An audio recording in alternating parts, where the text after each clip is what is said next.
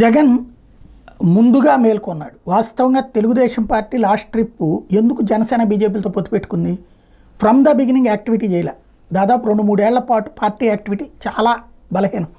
అనేకసార్లు మనమే మాట్లాడుకున్నాం, బాబు గారు తలుచుకుంటే చేసేయగలరు, ఎందుకు ఎట్లా అన్నది. బట్ ఎప్పుడైతే పవన్ కళ్యాణ్ స్టేట్మెంట్ తర్వాత రాజకీయం ఊపందుకుంది, అప్పుడేదో ఈ మన ఇప్పుడున్న వాళ్ళ పార్టీ కార్యాలయం ఏరియాలో మీటింగ్ పెట్టడం, ఆ మీటింగ్ సందర్భంగా ఆయనే సీఎం అని రాష్ట్ర వ్యాప్తంగా అందరూ రావటం, లక్షలాది మంది వాళ్ళందరి సమక్షంలో ఉపన్యాసం అంతా ఇచ్చి ఫైనల్గా వచ్చేటప్పటికి నేను ప్రభుత్వ వ్యతిరేక ఓటు చేయాలనివ్వను అని చెప్పడం, తద్వారా తెలుగుదేశంతో కలవబోతున్నానని చెప్పడం. అప్పుడు తెలుగుదేశం దాన్ని క్యాచ్ చేయడం, ఆ వెంటనే కుప్పం దగ్గర చంద్రబాబు గారు ఆ వన్ సైడ్లో కాకూడదు అంటాం, ఆ తర్వాతన మేము సిద్ధం అంటాం, ఇక అట్లా సాగిపోయింది. అప్పుడు రాజకీయం ఊపందుకుంది. అప్పటిదాకా తెలుగుదేశం ఊపేంటి అంటే ఓ పక్కన జగన్ వాళ్ళ వేధింపులు, వైఎస్ఆర్ కాంగ్రెస్ పార్టీ దెబ్బకి కంగారు పడ్డటువంటిది ఈ హడావిడిలోనే నడిచింది. అయితే జగన్కి మాత్రం ఈ మిత్రులు, ఈ కూటములు మీద నమ్మకం లేదు. తను అనేటటువంటి రూట్లో నడుచుకుంటూ వస్తాడు.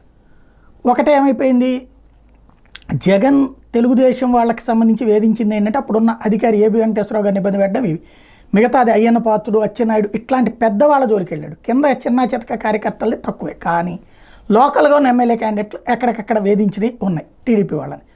ఇప్పుడు వైసీపీకి సంబంధించి రాష్ట్రంలో అందరినీ వేధిస్తున్నటువంటి సందర్భంలో అది జగన్ ఫెచ్చింగ్ అయింది.